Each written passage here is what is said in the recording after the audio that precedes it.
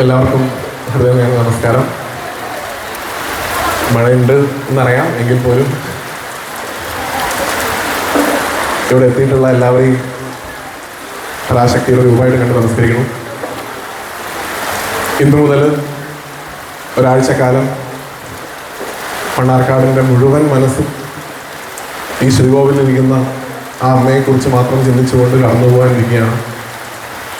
ഏതാനും നിമിഷങ്ങൾക്കകം പുറത്ത് വാദ്യപ്രവീണ പുരസ്കാരത്തിൻ്റെ സാംസ്കാരിക ചടങ്ങ് ആരംഭിക്കുന്നതോട് കൂടിയിട്ട് മണ്ണാർക്കാട് മുഴുവൻ പൂരലഹരിയിലേക്ക് കടക്കാൻ പോവാണ്. ഈ മണ്ണാർക്കാട് പൂരത്തിൻ്റെ അടിസ്ഥാനം എന്ന് പറയുന്നത് ഈ വേർക്കുന്ന് ഭഗവതി ക്ഷേത്രമാണ്. ആ ക്ഷേത്രത്തിൻ്റെ ആധാരശിലയായിട്ട് വർത്തിക്കുന്നത് ആ ശ്രീകോവിലിരിക്കുന്ന സാക്ഷാൽ അരകുറിശി വേർക്കുന്ന് ഭഗവതിയാണ്. ആ അമ്മ അവിടെ ഉള്ളതുകൊണ്ടാണ് ഈ ക്ഷേത്രം ഇവിടെ ഉള്ളത്. ആ ക്ഷേത്രം ഉള്ളത് കൊണ്ടാണ് മണ്ണാർക്കാട് പൂരമുള്ളത് എന്നുള്ള ബോധ്യം നമുക്ക് എല്ലാവർക്കും വേണം. പുറത്തുള്ള ആഘോഷങ്ങളൊക്കെ രണ്ടാമതാണ്. ആത്യന്തികമായിട്ട് മണ്ണാർക്കാട് പൂരം എന്ന് പറഞ്ഞു കഴിഞ്ഞാൽ ആ അമ്മയുടെ 2 നേരമുള്ള ആറാട്ടെഴുന്നള്ളിപ്പാണ് അതിലേറ്റവും പ്രധാനപ്പെട്ട ചടങ്ങ്. കേരളത്തിലെ മറ്റ് ഉത്സവാഘോഷങ്ങളിൽ നിന്ന് മണ്ണാർക്കാട് പൂരത്തെ എപ്പോഴും വേറിട്ട് നിർത്തുന്നത് ഇവിടെ വരുന്ന ഒരുപാട് ഗജവീരന്മാരുടെ എണ്ണം കൊണ്ടോ അല്ലെങ്കിൽ വാദ്യരംഗത്തെ അങ്ങനെയുള്ള ആളുകളൊക്കെ അവിടെ വരുന്നുണ്ടെങ്കിൽ പോലും അതിനേക്കാളൊക്കെ ഉപരിയായിട്ട് ഇന്നും ഒരു തരത്തിലുള്ള കോംപ്രമൈസും ചെയ്യാതെ ഭഗവതിയുടെ ആറാട്ടെഴുന്നള്ളിപ്പ് ഉൾപ്പെടെയുള്ള താന്ത്രിക ചടങ്ങുകൾക്ക് വലിയ പ്രാധാന്യം ഈ ക്ഷേത്രം കൊടുക്കുന്നുണ്ടെന്നുള്ളതാണ്.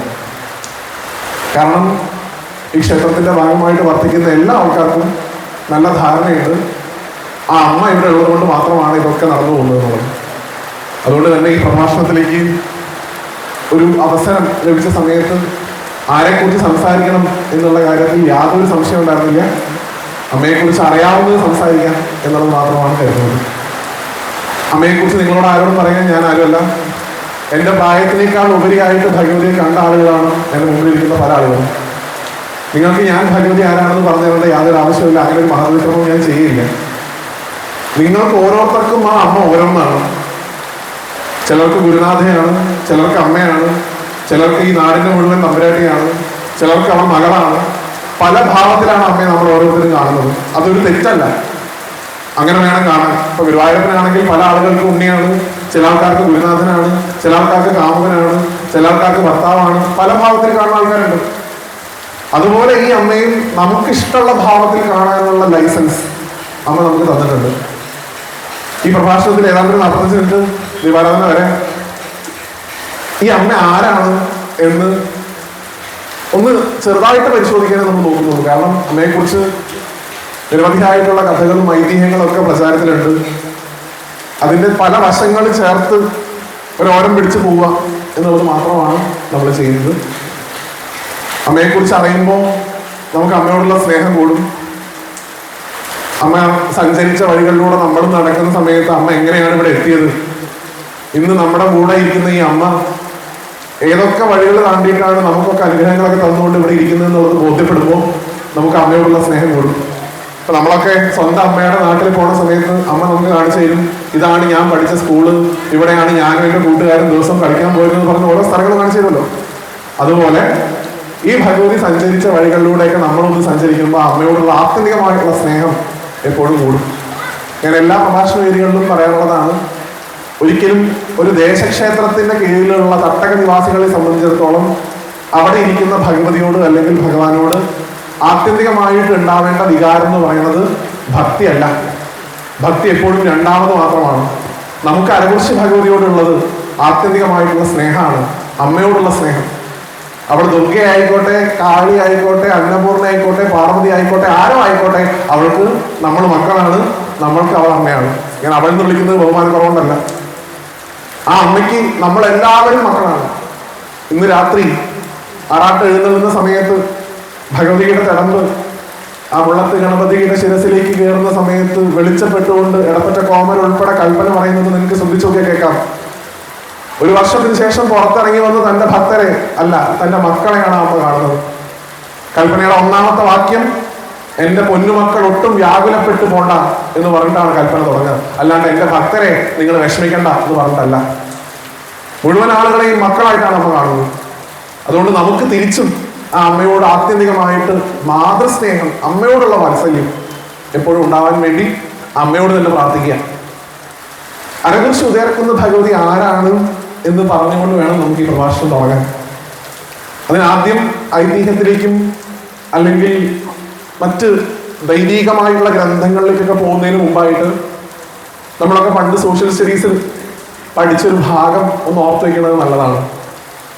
ഇന്ന് കേരളം എന്ന് വിളിക്കപ്പെടുന്ന ഈ പ്രദേശം അന്നത്തെ കാലത്ത് തമിഴ്നാടിന്റെ ഭാഗമായിരുന്നു. അന്ന് ഈ പ്രദേശങ്ങളെ മുഴുവൻ ഭൂപ്രകൃതിക്ക് അനുസരിച്ച് പല പേരുകളിൽ വിളിച്ചിരുന്നു. 5 തിണൈകൾ എന്നാണ് പറയുക. പണ്ട് സോഷ്യൽ പഠിച്ചിട്ടുള്ള ആൾക്കാർക്ക് ഓർമ്മ ഉണ്ടാവും. നെയ്തൽ, മരുതൽ, പാലൈ, കുറിഞ്ഞി എന്നൊക്കെ പറഞ്ഞ് പല സ്ഥലങ്ങളുണ്ട്. അതിൽ ഏറ്റവും പ്രധാനപ്പെട്ട സ്ഥലമാണ് പാലൈ എന്ന് വിളിക്കപ്പെടുന്ന സ്ഥലം. വരണ്ട പ്രദേശം, കൃഷി ചെയ്യാൻ പറ്റില്ല, ഒരു തരത്തിലുള്ള സംരംഭങ്ങളും ചെയ്യാൻ സാധിക്കില്ല, വെള്ളത്തിന്റെ ദൗർലഭ്യം ഒരുപാടുണ്ടായിരുന്നു. അങ്ങനെയുള്ള പാലൈ എന്ന് വിളിക്കപ്പെടുന്ന സ്ഥലത്ത് താമസിച്ചിരുന്ന ആളുകൾ ആരാധിച്ചിരുന്ന ദേവതയായിട്ട് ചരിത്രം പറയുന്നത് കൊற்றവൈ എന്ന് വിളിക്കപ്പെടുന്ന ഒരു ദേവിയാണ്. പോത്തിന്റെ കാലിന്റെ മുകളിൽ, പോത്തിന്റെ ശിരസിന്റെ മുകളിൽ കാല് കയറ്റി വെച്ചിട്ടുള്ള ഒരു ഭഗവതി കൊற்றവൈ എന്ന് വിളിക്കും. ആ അമ്മയാണ് ആദ്യമായിട്ട് ഈ കേരളത്തിന്റെ മണ്ണിലേക്ക് വന്നിട്ടുള്ള ദേവീ സങ്കല്പം എന്നാണ് ചരിത്രം പറയുന്നത്. ആ ഭഗവതിയുടെ രൂപഭേദങ്ങളാണ് നമ്മൾ ഇന്ന് കാണുന്ന പല സങ്കല്പങ്ങളും. കൊറ്റവൈയാണ് ആദ്യം ചരിത്രം നോക്കുമ്പോൾ ഉണ്ടാവുന്നത്. നമുക്ക് നോക്കും, നമ്മുടെ ഈ നാടിന്റെ പേര് തന്നെ പാലക്കാട് എന്നായത് നിങ്ങൾ കരുതരുത് ഈ പാലവൃക്ഷങ്ങൾ കാട് പോലെ വളർന്നുകൊണ്ടൊന്നും അല്ല ഇതിന്റെ പേര് പാലക്കാട് എന്നായത്. ഇത് പാലൈ എന്ന് വിളിക്കപ്പെടുന്ന 5 തിണൈകളിൽ ഒന്നായതുകൊണ്ടാണ് ഇതിനെ പാലക്കാട് എന്ന് വിളിക്കുന്നത്. വരണ്ട പ്രദേശമായിരുന്നു. ഇപ്പോഴും അതിന് കുറവൊന്നുമില്ല. ഇപ്പോഴും വരൾച്ചയ്ക്ക് യാതൊരു ബുദ്ധിമുട്ടുമില്ല. പാലക്കാട് ചൂട് കൂടുതലാണ്. ഇവിടെ താമസിച്ചിരുന്ന മറവന്മാരെന്ന് വിളിക്കപ്പെടുന്ന വിഭാഗത്തിൽപ്പെട്ട ആളുകൾ ആരാധിച്ചിരുന്ന കൊற்றവൈ എന്ന് വിളിക്കപ്പെടുന്ന ദേവിയാണത്ര ഇന്ന് പാലക്കാട് കാണുന്ന പല ക്ഷേത്രങ്ങളിലെയും മൂലരൂപം. നമ്മുടെ ഭഗവതി കൊற்றവൈ ആണെന്ന് കംപ്ലീറ്റ് ആയിട്ട് പറയാൻ സാധിക്കില്ല. പക്ഷെ കേരളത്തിന്റെ മുഴുവൻ മണ്ണിലേക്ക് വന്നിട്ടുള്ള ദേവി ആത്യന്തികമായിട്ട് കൊற்றവൈ ആയതുകൊണ്ട് ഏറ്റവും അടിസ്ഥാനം ചരിത്രം നോക്കുമ്പോൾ കൊற்றവൈയാണ്. ഐതിഹ്യത്തിലേക്ക് വരുമ്പോൾ നമുക്ക് എല്ലാവർക്കും എല്ലാ കാലത്തും നമ്മുടെ ഈ നോട്ടീസുകളിലൊക്കെ, പൂര നോട്ടീസിലൊക്കെ എപ്പോഴും ആദ്യത്തെ ആമുഖത്തിൽ എഴുതിയിട്ടുണ്ടാവും ശാന്തസ്വരൂപിണിയായിട്ടുള്ള തിരുമാന്താംകുന്നിൽ അമ്മ എന്നാണ് സങ്കല്പം. ശാന്തസ്വരൂപിണിയായിട്ടുള്ള തിരുമാന്താംകുന്നിൽ അമ്മയാണ് ആത്യന്തികമായിട്ട് അരകുറിശി ഉദയർക്കുന്ന ഭഗവതി. കഥയൊക്കെ നിങ്ങൾക്ക് എല്ലാവർക്കും അറിയാവുന്നതാണ്. കഴിഞ്ഞ വർഷത്തിനും കുറച്ചു കാലങ്ങൾക്ക് മുമ്പ് ഇവിടെ ഈ ധ്വജം ഒന്ന് ചെരിഞ്ഞ സമയത്ത് ഇവിടെ അഷ്ടമംഗല്യം നടക്കേണ്ടായി. അതിന് ചാർത്ത് ഇപ്പോഴും ഇവിടെ ഉണ്ട്. അത് വായിച്ചാൽ നിങ്ങൾക്ക് മനസ്സിലാവും. 800 വർഷങ്ങൾക്ക് മുമ്പ് വലമ്പൂർ എന്ന് പറയുന്ന പ്രദേശത്ത് നിന്ന് ഇന്ന് നമ്മൾ കാണുന്ന കുന്നത്തുമാടമ്പിൽ സ്വരൂപത്തിന്റെ ആദ്യത്തെ വിഭാഗത്തിൽപ്പെട്ട ആളുകൾ ഈ നാട്ടിലേക്ക് വരികയും ഇവിടെ ഗ്രഹം നിർമ്മിച്ച് അവരുടെ ഒരു വാസസ്ഥാനാക്കിയിട്ട് മണ്ണാർക്കാടിനെ മാറ്റുകയും ചെയ്തു. ആദ്യം വള്ളുവ കോനാദ്രിയുടെയും പിന്നീട് സാമൂതിരിയുടെയും സാമന്തന്മാരായിട്ട് മൂപ്പിൽ നായന്മാർ മാറി. ആ സമയത്ത് അവിടെ ഒരു അമ്മ ആ കുടുംബത്തിൽ നിരവധിയായിട്ടുള്ള പ്രയാസങ്ങൾ ഉണ്ടായ സമയത്ത് തൻ്റെ മകനോട് ഈ പ്രയാസങ്ങളൊക്കെ മാറ്റാനായി അങ്ങാടിപ്പുറത്ത് പോയി ഭജിക്കൂ എന്ന് അദ്ദേഹത്തോട് ആവശ്യപ്പെട്ടു എന്നാണ്. അങ്ങനെ അദ്ദേഹം ആ പ്രശ്നങ്ങൾ മാറാൻ വേണ്ടിയിട്ട് അങ്ങാടിപ്പുറത്ത് പോയി ഭജനം തുടങ്ങുകയും ഒരു സമയത്ത് അദ്ദേഹത്തിന് അങ്ങാടിപ്പുറത്ത് ചെന്ന് ഭഗവതിയെ കാണാൻ സാധിക്കാത്ത സമയം വന്ന സമയത്ത് ഭഗവതിയുടെ സാന്നിധ്യം അദ്ദേഹത്തിന് വെളിപ്പെട്ടു എന്നും ആദ്യം കൃത്യമായിട്ട് പ്രശ്നച്ചാത്തിൽ എഴുതിയിട്ടുണ്ട്. ഇന്ന് നമ്മൾ കാണുന്ന, അല്ലെങ്കിൽ ഇപ്പൊ അങ്ങനെ വല്ലാണ്ട് കാണാനൊന്നും പറ്റില്ല, ആ നായർ വീടിന്റെ മച്ചിന്റെ മുകളിൽ പ്രതിഷ്ഠിക്കപ്പെട്ട ഭഗവതിയായിരുന്നു അരകുറിശി ഉദയർക്കുന്ന ഭഗവതി. അമ്മ ആദ്യം വന്നിരുന്നത് ഈ ക്ഷേത്രത്തിലല്ല, ആ വീട്ടിലാണ്. ഇന്ന് നിങ്ങൾ കേരളത്തിൽ കാണുന്ന ഒരുവിധപ്പെട്ട എല്ലാ അമ്പലങ്ങളിലും ഇരിക്കുന്ന വിഗ്രഹവും പണ്ട് വീടുകളിൽ ഉണ്ടായിരുന്നതാണ്, ഇൻക്ലൂഡിങ് ഗുരുവായൂർ. ഗുരുവായൂരപ്പന്റെ വിഗ്രഹം ഗുരുവായൂർ ഇരിക്കുന്ന സ്ഥലത്തേക്ക് വന്നത് ദ്വാരകയിൽ കൃഷ്ണൻ വെച്ച് പൂജിച്ചിരുന്ന കൃഷ്ണന്റെ വീട്ടിലിരുന്ന വിഗ്രഹമാണത്. ചോറ്റാനിക്കരയിൽ ഇരിക്കുന്ന അമ്മ എന്ന് പറയുന്നത് കണ്ണപ്പൻ എന്ന് പറയുന്ന വേടന്റെ തൊഴുത്തായിരുന്നു അമ്പലം. ചരിത്രം നോക്കി കാണാൻ പറ്റും. അങ്ങനെ എത്രയോ സ്ഥലങ്ങൾ, തിരുമാന്താംകുന്ന് അടക്കം, തിരുമാന്താംകുന്ന് ഇരിക്കുന്ന മൂലസ്ഥാനത്തിരിക്കുന്ന വിഗ്രഹം അത് കൈലാസത്തിൽ ശ്രീപാർവതി വെച്ച് പൂജിച്ചിരുന്ന വിഗ്രഹമാണ്. ഇവിടെ നമ്മുടെ അമ്മ ഇവിടെ വന്നിരിക്കുന്നതിന് മുമ്പ് ആദ്യം വന്നിരുന്നിട്ടുള്ളത് ആ വീട്ടിലാണ്. ആ വീട്ടിൽ നിന്ന് കാലോചിതമായിട്ടുള്ള മാറ്റങ്ങൾക്ക് ശേഷം ക്ഷേത്രം ഉണ്ടാക്കി മാറ്റി പ്രതിഷ്ഠിച്ചു എന്ന് തന്നെയാണ് പ്രശ്നത്തിൽ എഴുതിയിട്ടുള്ളത്. 800 വർഷത്തിന് മുകളിലാണ് ഈ ക്ഷേത്രത്തിന്റെ പഴക്കം പറയുന്നത്. ഇതിൽ ആദ്യം പ്രതിഷ്ഠ നടന്ന സമയത്ത് തന്നെ നിങ്ങൾ കാണുന്ന പോലെ ഭഗവതിയുടെ ഈ 4 കൈകളോട് കൂടിയുള്ള വിഗ്രഹവും അല്ലെങ്കിൽ വാൽക്കണ്ണാടി ഭാവത്തിൽ നമ്മളിപ്പോൾ ആറാട്ടിന് കൊണ്ടുപോകുന്ന വിഗ്രഹമൊന്നും ഉണ്ടായിരുന്നില്ല. ആദ്യം ഇപ്പൊ നമ്മൾ ഉച്ചയ്ക്ക് നിങ്ങൾ ആറാട്ട് കഴിഞ്ഞ് വന്നാൽ കലശാഭിഷേകം നടക്കുന്ന കളഭാട്ടം നടക്കണ, ആ പ്രഭാമണ്ഡലം ചാർത്തിയിരിക്കുന്ന ആ അഞ്ജനക്കല്ലുകൊണ്ട് ഉണ്ടാക്കിയിട്ടുള്ള വാൽക്കണ്ണാടി പ്രതിഷ്ഠയാണ് ഇവിടുത്തെ മൂലവിഗ്രഹം ആത്യന്തികമായിട്ട്. അതിലാണ് എല്ലാ അഭിഷേകങ്ങളും എല്ലാ കാര്യങ്ങളും അതിനാണ് ആത്യന്തികമായിട്ട് ചെയ്യുക. പുറകിൽ കാണുന്ന രൂപത്തിലുള്ള വിഗ്രഹവും താഴെ കാണുന്ന ആറാട്ട് വിഗ്രഹവും പിന്നീട് ഉണ്ടായിട്ടുള്ളതാണ്. അതിൽ തന്നെ ഇന്ന് കാണുന്ന അഞ്ചൻശിലയിലുള്ള വിഗ്രഹം ഉണ്ടാവുന്നതിന് മുമ്പ് ഇവിടെ ഒരു ദാരു വിഗ്രഹം ഉണ്ടായിരുന്നതും കാലക്രമേണയുള്ള പഴക്കം കൊണ്ട് അത് നശിക്കപ്പെട്ടതെന്നും അത് ദഹിപ്പിക്കപ്പെട്ട സ്ഥലമാണ് ഈ കാണുന്ന ഗണപതി അമ്പലത്തിന്റെ ഭാഗം. അവിടെയാണ് ആ പഴയ ദാരു വിഗ്രഹം ദഹിപ്പിച്ചിട്ടുള്ളത്. പിന്നീടാണ് ഈ കൊളപ്പള്ളി ഭാഗത്തുള്ള ഒരു ശില്പി അദ്ദേഹത്തിന്റെ കൈകൾ കൊണ്ട് ഉണ്ടാക്കിയിട്ടുള്ള ഇന്ന് നമ്മൾ കാണുന്ന ആ വിഗ്രഹം നമ്മൾ കാണുന്നത്. ആത്യന്തികമായിട്ട് മൂലവിഗ്രഹം എന്ന് പറയുന്നത് ആ വാൽക്കണ്ണാടിയാണ്. അതിലാണ് അമ്മയുടെ പൂർണ്ണമായിട്ടുള്ള തേജസ് ഉള്ളത്. അതിൽ നിന്ന് ആവാഹിച്ചാണ് നമ്മൾ ആറാട്ടിന് കൊണ്ടുപോകുന്നത്. ഇന്ന് വൈകുന്നേരം നമുക്ക് തുടങ്ങും. അപ്പൊ ഭഗവതി എന്ന് പറയുന്നത് ശാന്തസ്വരൂപിണിയായിട്ടുള്ള തിരുമാന്ധാമുന്നിൽ അമ്മയാണ് എന്ന് പറഞ്ഞു. ഇനി എനിക്ക് നിങ്ങളോട് പറയാനുള്ളത് ഒരു സജഷനായിട്ട് കൂട്ടിയാൽ മതി. ഞാൻ ഇതൊന്നും നിങ്ങളോട് പറയാൻ അത്ര ജ്ഞാനമൊന്നും എനിക്കില്ല. എങ്കിൽ പോലും ഈ ശാന്തസ്വരൂപിണിയായിട്ടുള്ള തിരുമാന്ധാമുന്നിൽ അമ്മ എന്ന് പറയണത് ആരാണ് എന്ന് മനസ്സിലാക്കുന്നത് നല്ലതാണ്. പല ആളുകളുടെയും ധാരണ പ്രപഞ്ചത്തിന്റെ മുഴുവൻ ശക്തി കേന്ദ്രമായിട്ടുള്ള പരാശക്തി, നമ്മൾ ഏതൊരു ഭഗവതിയാണോ ആദിപരാശക്തി എന്ന് വിളിക്കുന്നത്, പ്രപഞ്ചത്തിന് മുഴുവൻ മൂലസ്രോതസ്സായിട്ട് കാണുന്നത്, ശ്രീചക്രത്തിന്റെ നടുക്കുള്ള ബിന്ദുവായിട്ട് കാണുന്നത്, ആ ഭഗവതിയുടെ രൂപത്തെ നമ്മൾ എപ്പോഴും കൊണ്ടുപോയി കിട്ടുന്നത് ശ്രീപാർവതിയിലാണ്. ശിവന്റെ പത്നിയായിട്ടുള്ള, ശിവന്റെ ഭാര്യയായിട്ടുള്ള ശ്രീപാർവതി. ആ ശ്രീപാർവതിക്ക് ദേഷ്യം വരുമ്പോ ആ അമ്മ സ്വീകരിക്കുന്ന രൂപമുണ്ട് കാളീഭാവം. ആ കാളീഭാവത്തിൽ ഇരിക്കുന്ന ഭഗവതി അല്ല അരകുറിശി ഉയർക്കുന്ന ഭഗവതി എന്ന് ദയവായിട്ട് നിങ്ങൾ മനസ്സിലാക്കണം. ഇവിടെ ഇരിക്കുന്നത് ശിവന്റെ ഭാര്യയല്ല, ഇവിടെ ഇരിക്കുന്നത് ശിവന്റെ മകളാണ്. ശിവപുത്രിയായിട്ടുള്ള ഭദ്രകാളിയാണ് ഇവിടെ ഉള്ളത്. അരകുറിശി ഉദയർക്കുന്ന അമ്മ ആരാണെന്ന് ഒറ്റ വാക്കിൽ ചോദിച്ചു കഴിഞ്ഞാൽ എളുപ്പത്തിൽ പറയാൻ പറ്റുന്ന ഒരേ ഒരു വാക്ക് എന്ന് പറയുന്നത് അമ്മ ഭദ്രകാളിയാണെന്നാണ്. എനിക്ക് നിങ്ങളോടുള്ള റിക്വസ്റ്റ് ആണ്, ദയവായിട്ട് അമ്മ ഇങ്ങനെ ദുർഗേ എന്നൊന്നും വിളിക്കരുത്. ഒരാളുടെ ഐഡന്റിറ്റിയാണ് ഇല്ലാണ്ടാവണം. അപ്പൊ ഞാൻ ഈ പ്രഭാഷണമൊക്കെ നടത്തി കഴിഞ്ഞിട്ട് പോയിട്ട് ശ്രീജിത്ത് നന്നായിട്ട് സംസാരിച്ചു, ശ്രീജിത്ത് വളരെ ഗംഭീരമായിട്ട് പറഞ്ഞു എന്ന് പറഞ്ഞിട്ട് കാര്യമില്ലല്ലോ. എന്റെ പേരുണ്ട്, എനിക്കൊരു ഐഡന്റിറ്റി ഉണ്ട്. ആ ഐഡന്റിറ്റി വിളിക്കുമ്പോഴാണ് എനിക്ക് ഏറ്റവും കൂടുതൽ സന്തോഷം. അകത്തിരിക്കുന്ന ഭഗവതി ദുർഗാഭാവത്തിലുള്ള ഭഗവതി അല്ല, അയമ്മ ഭദ്രകാളിയാണ്. ഇനി നിങ്ങൾക്ക് തെളിവ് വേണമെന്നുണ്ടെങ്കിൽ ഈ കൊടിമരത്തിന്റെ മുകളിലേക്ക് നോക്കുക. അവിടെ ഉള്ളത് സിംഹമല്ല, അവിടെ ഉള്ളത് വേതാളാണ്. വേതാള കണ്ഠസ്ഥിത എന്നാണ് അമ്മയെ വിളിക്കുക. ഭദ്രകാളിയുടെ വാഹനമാണ് അതിന്റെ മുകളിലുള്ളത്. അതുകൊണ്ട് അരകുറിശി ഉദയർക്കുന്ന ഭഗവതി ആത്യന്തികമായിട്ട് ആരാണെന്ന് ചോദിച്ചു കഴിഞ്ഞാൽ ധൈര്യമായിട്ട് പുറത്തു പോയി പറഞ്ഞുകൂടാ, അമ്മ ഭദ്രകാളി തന്നെയാണ്. പക്ഷെ ആ ഭദ്രകാളിയുടെ ഭാവം ഇവിടെ ശാന്തഭാവത്തിലാണ് അമ്മയെ പ്രതിഷ്ഠിച്ചിട്ടുള്ളത് എന്ന് കരുതി എല്ലാ കാലത്തും ആ ശാന്തത ഉണ്ടാവും എന്നുള്ള ധാരണയും നമുക്ക് ആർക്കും തന്നെ വേണ്ട. അങ്ങനെ ശാന്തമായിട്ടുള്ള ഭാവത്തിൽ മാത്രമാണ് അമ്മയ്ക്ക് ഇരിക്കാൻ താല്പര്യമുണ്ടെങ്കിൽ ഈ ശൂലവും അല്ലെങ്കിൽ പള്ളിവാളൊന്നും അമ്മയുടെ കയ്യിൽ ഇരിക്കേണ്ട ആവശ്യം ഉണ്ടായിരുന്നില്ല. ദ്രംഷ്ട ഉണ്ടാവേണ്ട ആവശ്യം ഉണ്ടായിരുന്നില്ല. അഭയവും മരതവും പിടിച്ച് ഇങ്ങനെ ഇരുന്നാൽ മതിയായിരുന്നു. ആത്യന്തികമായിട്ട് അവൾ അമ്മയാണ്. അമ്മയ്ക്ക് കുട്ടികളെ രക്ഷിക്കാനുള്ള ചുമതലയുണ്ട്, അമ്മയ്ക്ക് കുട്ടികളെ ശിക്ഷിക്കാനുള്ള ചുമതലയുണ്ട്. പക്ഷെ അത് ഒരിക്കലും നശിപ്പിക്കാനല്ല. അമ്മയുടെ ദേഷ്യം എന്ന് പറയുന്നത് നമ്മളെ ഒന്ന് ഉപദ്രവിച്ച് ഇല്ലാണ്ടാക്കണം എന്നുള്ളതല്ല. നമ്മൾ തെറ്റായ വഴിയിലൂടെ സഞ്ചരിക്കുമ്പോൾ ശാസിക്കാനുള്ള അധികാരം ആ അമ്മയ്ക്കുണ്ട്. അത് അമ്മ ചെയ്യുന്നുമുണ്ട്. അതുകൊണ്ട് ശാന്തഭാവമാണെന്ന് കരുതി എന്തും ചെയ്യാം എന്ന് കരുതരുത്. അമ്മയ്ക്ക് ആത്യന്തികമായിട്ട് അമ്മയുടെ മൂല സ്വഭാവം എന്ന് പറയുന്നത് ഭദ്രകാളി ഭാവമാണ്. അതുകൊണ്ട് അതിനെ ഭയഭക്തി ബഹുമാനത്തോടുകൂടി കാണണം എന്ന് ഞാൻ പറയുന്നില്ല. ബഹുമാനം ഉണ്ടായാൽ മതി, ഭയം ഉണ്ടാവേണ്ട ആവശ്യമില്ല. അമ്മയെ പേടിക്കേണ്ട ആവശ്യമില്ല. ബഹുമാനം ഉണ്ടായാൽ മതി. ബഹുമാനവും ഭക്തി കൂടുതലായിട്ടുണ്ടാവുക. ആ ശാന്തസ്വരൂപിണിയായിട്ടുള്ള തിരുമാന്ധാമുന്നിൽ അമ്മയാണ് അരകുറിശി ഉദയർക്കുന്ന ഭഗവതി എന്ന് മനസ്സിലാക്കുക. നിങ്ങൾ കുറച്ചൊക്കെ ഒന്ന് ക്ഷേത്രമായിട്ട് ബന്ധപ്പെട്ട ആളുകളോട് ചോദിച്ചു കഴിഞ്ഞാൽ കേരളത്തിൽ തന്നെ ഇങ്ങനെ ഒരു ക്ഷേത്രം വേറെ ഉണ്ടാവില്ല എന്ന് മനസ്സിലാക്കാൻ സാധിക്കും. ഒന്ന്, ഭദ്രകാളി ശാന്തഭാവത്തിലാവുക എന്ന് പറയുന്നത് തന്നെ വളരെയധികം ദുർലഭമാണ്, ഒന്നാമത്തെ കാര്യം. രണ്ട്, ഇവിടുത്തെ ഭഗവതിയുടെ ദൃഷ്ടി എന്ന് പറയുന്നത് പടിഞ്ഞാറ് ഭാഗത്തേക്കാണ്. പടിഞ്ഞാറ് ഭാഗത്തേക്ക് ദൃഷ്ടിയുള്ള ഏത് മൂർത്തിയും ഉഗ്രഭാവത്തിലായിരിക്കുക. പടിഞ്ഞാട്ട് നോക്കണ ശിവൻ എന്നൊക്കെ പറഞ്ഞു കഴിഞ്ഞാൽ അത്രയും രൗദ്രത വേറെ എവിടെ ഉണ്ടാവില്ല എന്ന് പറയാം. ഇവിടെ ഭഗവതി പടിഞ്ഞാറ് ഭാഗത്തേക്കാണ് നോക്കണത്.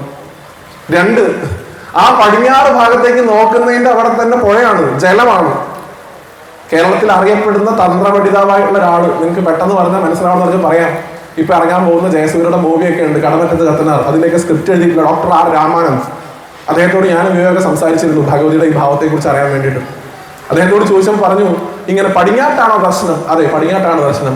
പടിഞ്ഞാറ് ഭാഗത്ത് എന്താ ഉള്ളത്? പടിഞ്ഞാറ് ഭാഗത്ത് പുഴയുള്ളത്. അതുള്ളത് നന്നായി, ഇല്ലെങ്കിൽ ആ ഊര് മൊത്തം കത്തിപ്പോയിരുന്നാ പറഞ്ഞു. അതിനാണ് അവിടെ ജലം വെച്ചിട്ടുള്ളത്. അത്രയധികം തീക്ഷ്ണത ഉണ്ട്. പക്ഷെ അമ്മ നമുക്ക് വേണ്ടി അമ്മയുടെ ഭാവത്തിലേക്ക് മാറി ശാന്തയായിട്ട് ഇവിടെ ഇരിക്കുന്നു. അതുകൊണ്ട് അമ്മയ്ക്ക് കഴിവില്ല എന്ന് കരുതരുത്. അമ്മ എപ്പോഴും ഇങ്ങനെ പൊളൈറ്റായിട്ട് എപ്പോഴും ചിരിച്ചുകൊണ്ടിരിക്കുന്ന ഒരാളല്ല. ആ അമ്മയ്ക്ക് അടിക്കേണ്ട അടുത്ത് അടിക്കാൻ അറിയാം. അതിനാണ് ആ കയ്യിൽ ആ വാളുള്ളത്. വെട്ടന്റെ അടുത്ത് വെട്ടാൻ അമ്മയ്ക്ക് അറിയാം. മിഥ്യാധാരണകളെയാണ് അമ്മ വെട്ടുന്നത്. എന്താണോ അല്ലാത്തത് അത് ഇവിടെ വന്ന് പ്രവർത്തിച്ചാൽ അമ്മ വെട്ടും. അങ്ങനെ വെട്ട് കിട്ടിയിട്ടുള്ള നിരവധിയായിട്ടുള്ള ആൾക്കാരുണ്ട്. ചരിത്രം നോക്കി നിങ്ങൾക്ക് കാണാൻ പറ്റും. ഈ ക്ഷേത്രം തന്നെ ഇങ്ങനെ ആക്കിയത് പോലും ആ അമ്മയുടെ ഇച്ഛയാണ്. പല ആളുകൾ അതിന്റെ പുറകിൽ പ്രവർത്തിച്ചിട്ടുണ്ട്. ഇന്നത്തെ നമ്മുടെ ക്ഷേത്രഭാരവാഹികൾ ഉൾപ്പെടെ പലപ്പോഴും ഈ ക്ഷേത്രം പാഴടഞ്ഞു കിടക്കുന്ന അവസ്ഥയിലേക്ക് മാറിപ്പോയപ്പോൾ പോലും അമ്മ പല വിധത്തിലുള്ള സംവിധാനങ്ങൾ കൊണ്ടുവന്ന് ഈ അമ്പലത്തെ ഇങ്ങനെ ഉയർത്തി കൊണ്ടുവന്ന് ഇന്ന് ഈ കാണുന്ന ക്ഷേത്രത്തിന്റെ രൂപത്തിലേക്ക് മാറ്റി. ആത്യന്തികമായിട്ട് ഉയർക്കുന്ന ഭഗവതി ക്ഷേത്രമാണ്. ഇതൊരിക്കലും കാവല്ല. നിങ്ങൾ ബാക്കി കാണുന്ന കേരളത്തിലെ അല്ലെങ്കിൽ പ്രത്യേകിച്ച് വള്ളുവനാട്ടിലെ ഭദ്രകാളി ക്ഷേത്രങ്ങളിൽ ഭൂരിഭാഗവും കാവാണ്. പരിയാനംപറ്റ കാവാണ്, പുത്തനാൽക്കൽ കാവാണ്. പ്രകൃതിയുമായിട്ട് അഭേദ്യമായിട്ടുള്ള ബന്ധം ഉണ്ടാവും. ഇവിടെ പൂർണ്ണമായിട്ടും ക്ഷേത്ര സങ്കല്പത്തിൽ അമ്മയിരിക്കുന്നത്. ഇവിടെ ധ്വജം വേണം, ഇവിടെ ഗോപുരമുണ്ട്, പ്രദക്ഷിണ വഴിയുണ്ട്. എന്തൊക്കെയാണ് ഒരു ക്ഷേത്രത്തിന് വേണ്ടത് അതിന്റെ ഒരുവിധപ്പെട്ട എല്ലാ ലക്ഷണങ്ങളും പൂർത്തീകരിച്ചിട്ടുള്ള സ്ഥലമാണ് അരകുറിശ്ശി ഉയർക്കുന്ന ഭഗവതി ക്ഷേത്രം. അതുകൊണ്ട് എനിക്ക് നിങ്ങളോടുള്ള ഏറ്റവും കൂടുതലുള്ള അഭ്യർത്ഥന എന്ന് പറയുന്നത് ആ ഭഗവതിയെ കാളിയായിട്ട് കണ്ട് ആരാധിക്കുക. അമ്മയാണ്, ആ അമ്മയുടെ ഭാവം എന്താ? കാളിയാണ്. അത് മനസ്സിലാക്കിയാൽ മതി. നമ്മൾ പല ആൾക്കാരും ഇന്ന് ഈ മോഡേണൈസ് ചെയ്തിട്ട് ഭദ്രകാളി എന്ന് പറയുന്നത് എന്തോ മോശമാണെന്നുള്ളൊരു നറേറ്റീവ് ഉണ്ടാക്കുന്നുണ്ട് സമൂഹത്തിൽ. കേരളത്തിന്റെ അടിസ്ഥാന ദേവത ആരാണെന്ന് ചോദിച്ചു കഴിഞ്ഞാൽ ഒറ്റ ഉത്തരവേ ഉള്ളൂ. അതിന്റെ ഉത്തരം ഭദ്രകാളി എന്നാണ്. ദുർഗയും അന്നപൂർണയും ശ്രീപാർവതിയും ഒക്കെ പിന്നീട് കേരളത്തിലേക്ക് വന്നിട്ടുള്ളതാണ്. കേരളത്തിന്റെ അടിസ്ഥാന ദേവത എന്ന് വിളിക്കപ്പെടുന്നത് ഭദ്രകാളിയാണ്. അരകുറിശ്ശി ഉയർക്കുന്ന ഭഗവതി ഭദ്രകാളിയാണ്. അതൊരു കുറച്ചിലല്ല. അമ്മയുടെ ഊറ്റത്തെ, അമ്മയുടെ ചൈതന്യത്തെ അത് കാണിക്കണം. ഇവിടുത്തെ ഏറ്റവും പ്രധാനപ്പെട്ട വഴിപാട് കളമ്പാട്ടായി തീർന്നത് പോലും ആ ഭദ്രകാളി ഭാവം അമ്മയ്ക്ക് ഉണ്ട് എന്നുള്ളതിന്റെ ഓർമ്മപ്പെടുത്തലാണ്. അതുകൊണ്ട് തന്നെ ആ ഭഗവതിയുടെ ഭാവത്തെ സങ്കല്പിക്കുമ്പോൾ ശിവപുത്രിയായിട്ട് കാണുക. ശിവന്റെ തൃക്കണ്ണിൽ നിന്ന്, അല്ലെങ്കിൽ ശിവന്റെ കണ്ഠത്തിൽ നിന്ന്, അതും അല്ലെങ്കിൽ ശിവന്റെ ജടയിൽ നിന്ന് ജനിച്ചു എന്നാണ് പറയുന്നത്. പാലക്കാട് ഭാഗത്തൊക്കെ അല്ലെങ്കിൽ വള്ളുവനാട് ഭാഗത്തൊക്കെ പണ്ട് മുത്തശ്ശിമാർക്ക് പേരിട്ടിരുന്നു കണ്ടേം കാളി എന്ന്. കേട്ടിട്ടുണ്ടാവും നിങ്ങൾ? എന്താ ഈ കണ്ടേം കാളി? കണ്ഠത്തിൽ നിന്നുണ്ടായ കാളി എന്നാണ് അതിന്റെ അർത്ഥം. ശിവന്റെ കണ്ഠത്തിൽ നിന്ന് ജനിച്ചവൾ ആണ് അതിന്റെ അർത്ഥം. ശിവന്റെ മകളാണ്. ഇനി കുറച്ചുകൂടെ നിങ്ങൾക്ക് പെട്ടെന്ന് മനസ്സിലാവുന്നുണ്ടെങ്കിൽ നാടൻപാട്ടുണ്ട്. ഈ പള്ളിവാള് ഭദ്രവട്ടകം കയ്യിലേന്തും തമ്പുരാട്ടി നല്ലച്ഛന്റെ തിരുമുമ്പിൽ ചെന്ന് കളി തുടങ്ങിയതാണ്. അച്ഛന്റെ മുമ്പിൽ പോയിട്ട് അമ്മ കളിച്ചു എന്നാണ് പറയുന്നത്. എല്ലായിടത്തും മഹാദേവനെ അച്ഛനായിട്ടാണ് കാണുന്നത്. തിരുമാന്താകുന്ന ക്ഷേത്രത്തിന്റെ ഐതിഹ്യത്തിൽ പോലും മഹാദേവൻ അച്ഛനാണ്. ഐതിഹ്യം നിങ്ങൾക്ക് എല്ലാവർക്കും അറിയാവുന്നതുകൊണ്ട് കുട്ടികളൊക്കെ ഉള്ളതുകൊണ്ട് ഒന്ന് ചെറുതാക്കി നമുക്ക് പറയാം.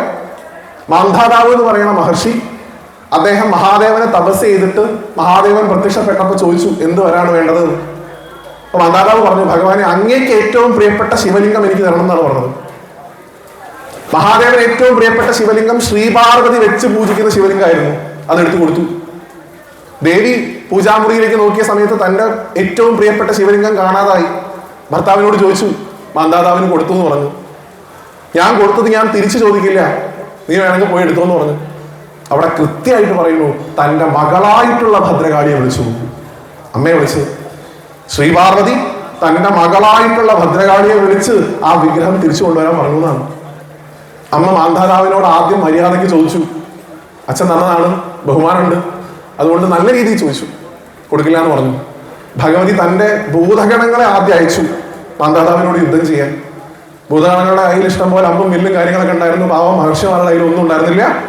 അപ്പൊ അവിടെ ഉണ്ടായിരുന്ന ആട്ടങ്ങ എന്ന് വിളിക്കപ്പെടുന്ന ആ ഒരു പഴം പറിച്ച് ഭൂതഗണങ്ങൾക്ക് നേരെ മന്ത്രിച്ചെറിഞ്ഞു എന്നും അത് ദിവ്യാസ്ത്രങ്ങളായിട്ട് മാറിയെന്നും പറയുന്നു. അങ്ങനെ ഭൂതഗണങ്ങൾ പരാജയപ്പെട്ടു എന്ന് തോന്നിയ സമയത്ത് ആ ഭഗവതി നേരിട്ട് മാന്ധാതാവിനെ ആക്രമിക്കാൻ ചെല്ലുകയും ശിവലിംഗത്തിൽ പിടിച്ചു വലിക്കുകയും ചെയ്തു.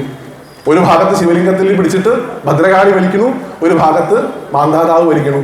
ആ സമയത്ത് സാക്ഷാൽ മഹാദേവൻ ശ്രീപാർവതിയോടുകൂടി ഒപ്പം അമ്മയുടെ മടിയിൽ ഒരു ഉണ്ണി ഗണപതിയോടുകൂടി അവിടെ പ്രത്യക്ഷപ്പെട്ടു എന്നാണ്. ഞാൻ ഇനി ഇവിടെ ഇരുന്നോളാം എന്നുള്ള സങ്കല്പത്തിൽ ഭഗവാൻ അനുഗ്രഹിക്കുന്നു. അപ്പൊ ദേവി ചോദിക്കുന്നു, ഞാൻ എന്താ ചെയ്യേണ്ടത് ഭഗവാനെ? തനിക്കും ഇവിടെ ഒരു ആലയം ഉണ്ടാവും, ഞാനും നീയും എവിടെ ഒരുമിച്ചിരിക്കുന്നോ അവിടെ എന്നേക്കാൾ കീർത്തി നിനക്കുണ്ടാവും എന്ന് പറഞ്ഞ് അനുഗ്രഹിച്ചു എന്നാണ്. അച്ഛനും മകളും എവിടെ ഒരുമിച്ചിരിക്കണോ അവിടെ അച്ഛനേക്കാൾ കൂടുതൽ കേൾവി മകൾക്കായിരിക്കും. നിങ്ങൾ തിരുമാന്താവ് നോക്കൂ, ശിവനുണ്ട് അവിടെ. ഇവിടെ ഒരു ശിവനുണ്ട്. ഇവിടെയും നിങ്ങൾ മനസ്സിലാക്കണം, യഥാർത്ഥത്തിൽ ഇവിടത്തെ ഈ ശിവനും ആത്യന്തികമായിട്ട് ഭഗവതിയോളം തന്നെ പ്രാധാന്യമുണ്ടെന്ന് പറയും. അവിടെ മാത്രമാണ് ക്ഷേത്രത്തിന്റെ ഒരു സമുച്ചയം ഉള്ളത്, ഒരു നാലമ്പലത്തിന്റെ ഒരു സ്ട്രക്ചർ ഉള്ളത്, ഒക്കെ ശിവനാണുള്ളത്. ഈ രണ്ടാമത് വന്നിട്ടുള്ള ഭദ്രകാളി പിന്നീട് വന്നിട്ടുള്ളതാ. കൺഫ്യൂഷൻ ആവണ്ട, ഈ രണ്ട് കാളി എന്താ അവിടെ? ആ തിരുമാന്താകുന്നിലമ്മയാണ് ഇവിടെ ഇരിക്കുന്നത്. ഏത് തിരുമാന്താകുന്നിലമ്മ? ഈ മാന്ധാരാവിന്റെ കയ്യിൽ നിന്ന് വിഗ്രഹം കൊണ്ടുവരാൻ പോയ ആ ഭദ്രകാളിയായിട്ടുള്ള തിരുമാന്താകുന്നിലമ്മയാണ് കുന്നത്ത് മാടമ്പൽ സ്വരൂപത്തിലെ കാരണവർ ഉപാസിച്ചിരുന്നത്. ആ ഭഗവതി തന്നെയാണ് ഇവിടെ ഇരിക്കുന്നത്. അതുകൊണ്ട് ഞാൻ ചോദിച്ചപ്പോൾ ചില പണ്ഡിതന്മാരൊക്കെ പറഞ്ഞത്, പോയ സാധനങ്ങൾ കിട്ടാൻ പ്രാർത്ഥിക്കണം നല്ല അത്ര അമ്മേ. എന്തെങ്കിലും ഒരു സാധനം നമ്മുടെ കയ്യിൽ നിന്ന് പോയിട്ടുണ്ടെങ്കിൽ അത് തിരിച്ചു കിട്ടാൻ ഏറ്റവും നല്ല അത്ര അരകുറിച്ച് ഉയർത്തുന്ന ഭഗവതിയെ പ്രാർത്ഥിക്കണം, അല്ലെങ്കിൽ തിരുമാന്താകുന്നിനെ പ്രാർത്ഥിക്കുന്നത്. അപ്പൊ നമ്മുടെ ഏറ്റവും പെട്ടെന്ന് നമ്മുടെ മനസ്സിലേക്ക് വരിക കാണാതെ പോയ പൈസയോ കാണാണ്ട് പോയ സ്വർണ്ണോ ഒക്കെ ഈ അമ്മയെ പ്രാർത്ഥിച്ചാൽ കിട്ടുന്നതാണ്. അതല്ല, എന്ത് നഷ്ടപ്പെട്ടോ അത് കിട്ടും. മനസമാധാനം നഷ്ടപ്പെട്ടാൽ അത് പ്രാർത്ഥിച്ചു കഴിഞ്ഞാൽ മനസമാധാനം കിട്ടും. സന്തോഷം നഷ്ടപ്പെട്ടാൽ അത് പ്രാർത്ഥിച്ചു കഴിഞ്ഞാൽ സന്തോഷം കിട്ടും. അതാണ് ആത്യന്തികമായിട്ട് അമ്മ തരുന്നത്. അതുകൊണ്ട് തന്നെ ആ ശാന്തഭാവം, എന്റെ ശാന്തഭാവം നിങ്ങൾക്കും ഉണ്ടാവട്ടെ എന്ന് പറഞ്ഞ് അമ്മ അനുഗ്രഹിക്കുന്നതാണ്. വെച്ചാൽ എപ്പോഴും മനസ്സ് കടന്ന് തിളക്കില്ല, മനസ്സ് എപ്പോഴും ശാന്തമായിട്ടിരിക്കും. അതാണ് ഈ അമ്മയെ ഉപാസിച്ചു കഴിഞ്ഞാൽ ആത്യന്തികമായിട്ട് ലഭിക്കുന്നത് എന്നാണ് പണ്ഡിതന്മാരൊക്കെ പറയുന്നത്. അതുകൊണ്ട് തന്നെ ഈ ഭഗവതിയെ ആ അമ്മയുടെ ഐഡന്റിറ്റി അനുസരിച്ച് പ്രാർത്ഥിക്കുക. പാവം അതിന് ഇന്ന് നിങ്ങളിൽ തന്നെ ഞാൻ നിങ്ങളോട് ചോദിക്കട്ടെ, നിങ്ങൾ ചോദിച്ചാൽ നിങ്ങൾ പല ആൾക്കാരും ഇപ്പൊ കൈപൊക്കില്ല എന്നേ ഉള്ളൂ. എത്ര പേര് ദുർഗയായിട്ട് കാണുന്നുണ്ട് എന്ന് സ്വയം ചിന്തിക്കുക. എത്ര പേര് പാർവതിയായിട്ട് അമ്മേനെ കാണുന്നുണ്ട് എന്ന് സ്വയം ചിന്തിക്കുക. എത്ര പേര് എന്താ പറയാ മഹാലക്ഷ്മിയായിട്ട് കാണുന്നുണ്ട് എന്ന് സ്വയം ചിന്തിക്കുക. ഇത് ആരുമല്ല, ഇത് സാക്ഷാൽ ഭദ്രകാളിയാണ്. ഒരാളുടെ ഐഡന്റിറ്റി അല്ലാണ്ടാവണേ. ഇപ്പൊ എന്റെ അമ്മയുടെ പേര് ഉഷ എന്നാണ്. എനിക്കിപ്പോ ഇങ്ങോട്ട് തോന്നുകയാണ് ഈ ഉഷ എന്നുള്ള പേര് ഇത്തിരി കുറച്ചില്ലാന്ന് കരുതിയിട്ട് ഞാൻ വരണ ആൾക്കാരോടൊക്കെ എന്റെ അമ്മയുടെ പേര് സുഭദ്രാഭായി തമ്പുരാട്ടാണെന്ന് പറയുമ്പോൾ അമ്മയ്ക്ക് ഉണ്ടാവുന്ന വിഷമല്ലേ? ഒരാളുടെ ഐഡന്റിറ്റി എന്തിനു വേണ്ടിയിട്ട് നമ്മൾ മാറ്റണേ? അയാൾ എന്താണോ അതായിട്ട് കണ്ടുകൊണ്ട് ആചരിക്കുക. അതുകൊണ്ട് പട്ട് ചാർത്തുന്നതൊക്കെ അമ്മയ്ക്ക് വലിയ ഇഷ്ടമാണ്. ചുവപ്പ് ചാർത്തുക പറയുന്നത് ചെയ്യുക. ചെമ്പരത്തിമാല ഇഷ്ടമാണ്. രക്തപുഷ്പാഞ്ജലിക്കൊരു ഒരു ധാരണ ഇവിടെ ദേവപ്രശ്നം ഉണ്ടായ സമയത്ത് മാറ്റി വെച്ചിട്ടുണ്ടെന്നേ ഉള്ളൂ. അതുകൊണ്ട് തികച്ചും എപ്പോഴും ഇങ്ങനെ ഈ സർവ്വതും തരുന്ന തരത്തിലുള്ള മഹാലക്ഷ്മി ആയിട്ട് വർത്തിക്കണം അമ്മ. അങ്ങനെ ഒന്നും കരുതല്ല, ഭദ്രകാളിയായിട്ട് കണ്ട് ആരാധിക്കുക. ആ അമ്മയെ നമുക്ക് ഉണ്ടായിരുന്നുള്ളൂ. കാളി എന്ന് പറയുന്നത് ആത്യന്തികമായിട്ട് മലയാളത്തിന്റെ പൈതൃക ദേവതയാണ്. വള്ളുവനാടിനെ സംബന്ധിച്ചിടത്തോളം വള്ളുവനാടിന്റെ പരദേവതാസ്ഥാനം അലങ്കരിക്കുന്ന ദേവിയാണ് തിരുമാന്താകുന്നിലമ്മ. ഈ വള്ളുവനാട്ടിലുള്ള എവിടെ പോയി നോക്കിയാലും ഒരു തിരുമാന്താകുന്ന് അമ്പലം കാണും. പക്ഷെ നിങ്ങൾ നോക്കിക്കോളൂ, മണ്ണാർക്കാട് അരകുറിശി ഉദയർക്കുന്ന് ഭഗവതി ക്ഷേത്രത്തിനുള്ളിടത്തോളം തിരുമാന്താകുന്ന് ക്ഷേത്രമായിട്ട് ഡയറക്റ്റ് ആയിട്ട് ബന്ധമുള്ള വേറെ ഒരു ക്ഷേത്രമില്ല. ഇപ്പൊ ഇവിടെ തന്നെ നിങ്ങൾക്കറിയാം, കോങ്ങാട് ഒരു തിരുമാന്താകുന്നുണ്ട്, പുല്ലിശ്ശേരിയിൽ ഒരു തിരുമാന്താകുന്നുണ്ട്, ഇഷ്ടംപോലെ തിരുമാന്താകുന്നുണ്ട്. പക്ഷെ മണ്ണാർക്കാട് അരകുറിശി ഉദയർക്കുന്ന് ഭഗവതി ക്ഷേത്രത്തിൽ തിരുമാന്താകുന്നുമായിട്ടുള്ള ബന്ധം മറ്റൊരു ക്ഷേത്രത്തിന് അവകാശപ്പെടാൻ സാധിക്കില്ല. ഇപ്പൊ ഇവിടുത്തെ തന്ത്രം പോലും തന്ത്രക്കോട് മനക്കിലേക്കായി തിരുമാന്താകുന്നുള്ള തന്ത്രമാണ്. നേരത്തെ പറഞ്ഞല്ലോ, മാന്ധാതാവ് എന്ന് പറയുന്ന മഹർഷിക്ക് ഭഗവാൻ ഈ ദേവിയോടും ഗണപതി ഭഗവാനോടും കൂടി ദർശനം കൊടുത്ത് ഞാൻ ഇവിടെ ഇരുന്നോളാം എന്ന് പറഞ്ഞ ആ സ്ഥലമാണ് തിരുമാന്താകുന്ന് പോയിട്ട് നമ്മൾ ആദ്യം തൊഴണ ശ്രീമൂലസ്ഥാനം എന്ന് വിളിക്കപ്പെടുന്ന സ്ഥലം. ആ കയറി ചെല്ലുമ്പോൾ ആദ്യം ഇടതുഭാഗത്ത് കാണുന്നത്. അവിടുത്തെ പ്രതിഷ്ഠ ആരാ? ശിവനും പാർവതിയും ഗണപതിയാണ് അതിനുള്ളിലുള്ളത്. നമ്മൾ അപ്പുറത്തെ കൂടെ പോയിട്ട് ഒരു കിളിവാതിലിൻ്റെ ഉള്ളിൽ കൂടെ ഗണപതിനെ നോക്കാറില്ലേ? ആ ഗണപതിക്കാണ് മംഗല്യപൂജ, ഭഗവതിക്കല്ല. പല ആൾക്കാരും കരുതുന്നത് തിരുമാന്താകുന്ന് മംഗല്യപൂജ കഴിക്കുന്നത് തിരുമാന്താകുന്നിലെ അമ്മയ്ക്കാണെന്നല്ല. അല്ല, തിരുമാന്താകുന്നിലെ ഗണപതിക്കാണ് മംഗല്യപൂജ. അകത്ത് ആ സപ്തമാതൃക്കളോട് കൂടിയിരിക്കുന്ന ഭഗവതിയാണ്. ആന വരുന്നുണ്ട്, വരട്ടെ. ആനയ്ക്ക് പ്രഭാഷണം കേൾക്കാൻ തോന്നി. അപ്പൊ അതുകൊണ്ട്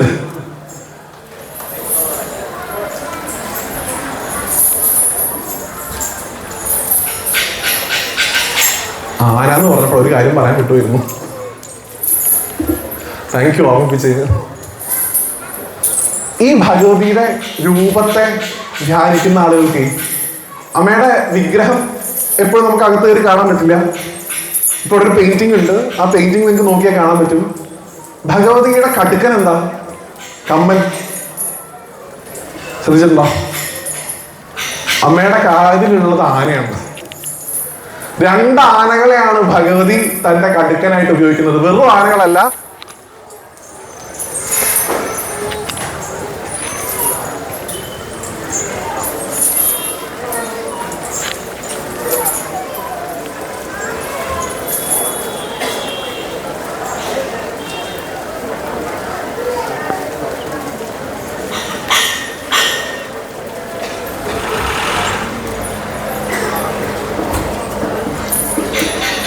വെറും കേൾക്കുന്നുണ്ടല്ലോ അല്ലെ?